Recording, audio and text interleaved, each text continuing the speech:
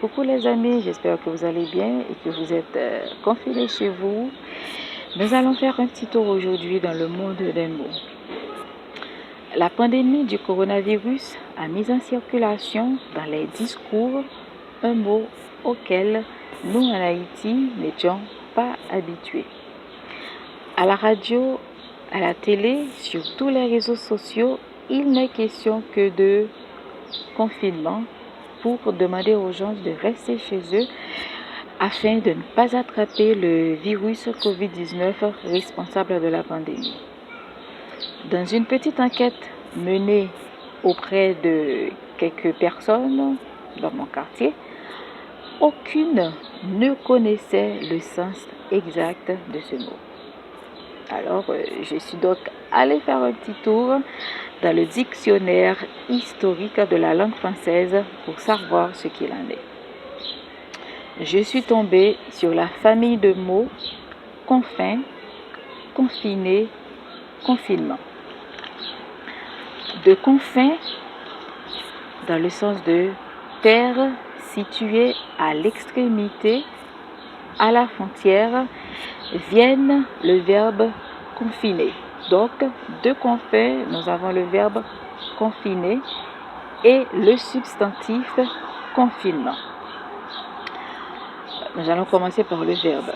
L'usage de confiner est attesté dès 1225 à 1230 au sens d'enfermer, de forcer quelqu'un à rester dans un espace limité.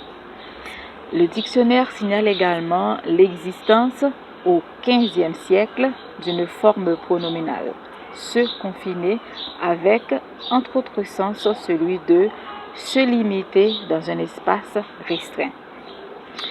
Quant à confinement proprement dit, le nom d'action issu de confiner, voici ce qu'on peut lire dans le DHLF.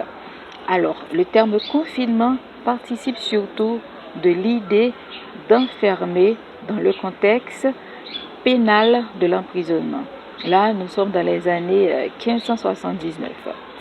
Puis, celui de l'isolement d'un captif, on peut dire que le mot a changé un peu de sens, le mot a évolué.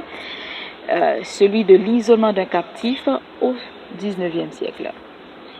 De nos jours, il indique, c'est-à-dire toujours le mot confinement, il indique surtout le fait d'enfermer et d'être enfermé dans certaines limites concrètes ou surtout abstraites.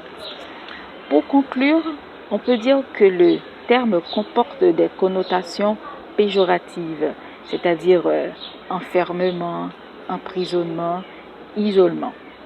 Tout ceci explique le peu d'empressement des autorités politiques à l'employer, à l'utiliser. Ce qui n'est pas du tout le cas des responsables dans le domaine sanitaire qui donnent pour consigne le confinement dans le sens de rester chez soi afin d'éviter d'attraper le virus Covid-19. Voilà.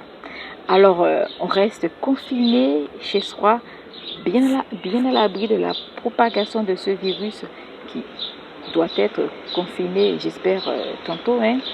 Alors, sur ce, je vous souhaite un bon après-midi. J'espère qu'on aura tantôt un autre mot. Allez, au revoir.